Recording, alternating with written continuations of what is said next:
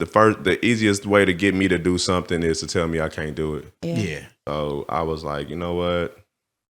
Let me focus. And that's not always a good thing, but at that point. Yeah.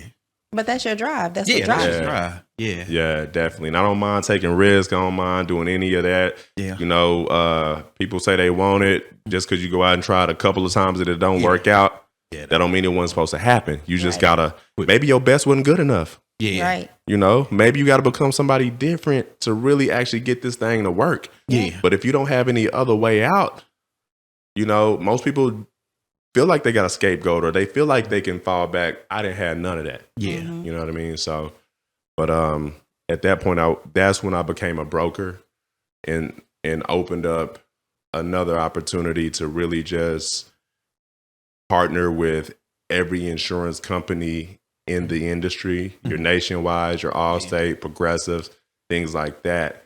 And then from those experiences of what I saw a lack of, I just utilized those to learn a little bit more and build mine. How much time passed between the point where you met the insurance guy, started working with him, and the point you looked around and said, all right, I think I can do something else now. I'm ready to go to the next level past where I am. Well, how long had you worked there with? It's like a year. Like a year? It was like a year. Yeah. Yeah, because my drive was on 10 at that time. Yeah. And he was comfortable. Yeah. You know, he was good. Yeah, he was an agency owner. He was driving a Jag at the time, fly, you know, which is, I take nothing away from that. Yeah. Right. But those are just. But your ambitions were way bigger than that. It had nothing to do with material things. At that point, I fell in love with the operation. I was a student of the game, and I saw things that you could actually tweak to make the business run better. If he did this and that, did you ever kind of talk to him about those things? Like, man, you ever thought about doing this? I was ready to run through a wall for him. Yeah. Nobody gave me no opportunities. Yeah. Mind you, the only jobs that I've ever had gotten had been given to me. Like the job at QT from the gas station. Yeah. Walgreens was an internship from school. My first insurance job was an internship for school. So I never actually applied. Maybe one job is waiting tables. Applied for a job and got one. Got it. So before that lady gave me that opportunity at the gas station, I had spent a year applying for jobs and nobody would hire me.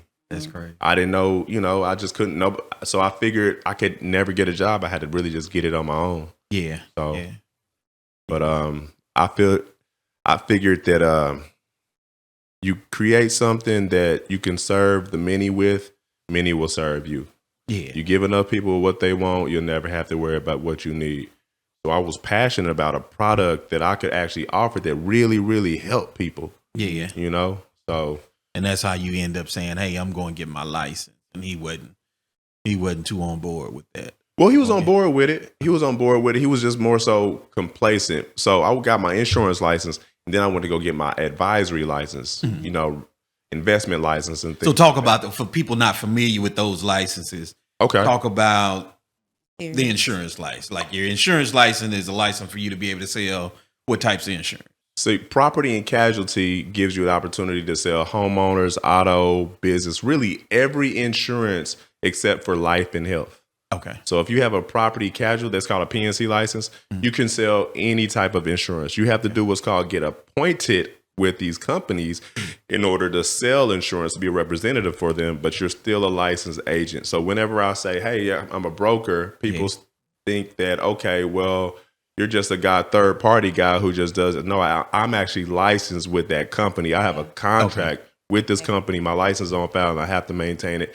I essentially work for this company, but I work for this company too. And I work for this company too. Okay. So that's what the insurance license was. Right. Basically everything, car, house, business, any of this, everything airplane, except life insurance and what else? And healthcare. Okay, got it. So that's what you had when you were at Allstate. Right. Gotcha. Right. And you wanted to add life and investment. Life insurance and investment. Gotcha. And that was a different test. That's a different test. A test that a lot of people don't pass. Right. It's actually, the life insurance test is one test. Okay. So I end up getting a Series 6, Series 26, Series 63, Series 65, and that's your advisory license. Okay. So, but you have to be with a firm in order to be allowed to get those licenses. You got to be appointed to a firm. Okay. So, but unlike the insurance licenses, when you get your advisory license is almost like going through law school. Yeah. You get your advisory license, you can utilize them for whatever you want if you're not with that certain firm, who requires you to use their proprietary products. Okay. So I worked for a firm, and then I decided, hey, look, I can't be confined to their products because my clients need other things. Let me get into like estate planning to make sure that, I can help. Because you could only, at that time, you were only able to sell from Allstate? Yeah, from Allstate. It had to be Allstate. It had to be Allstate.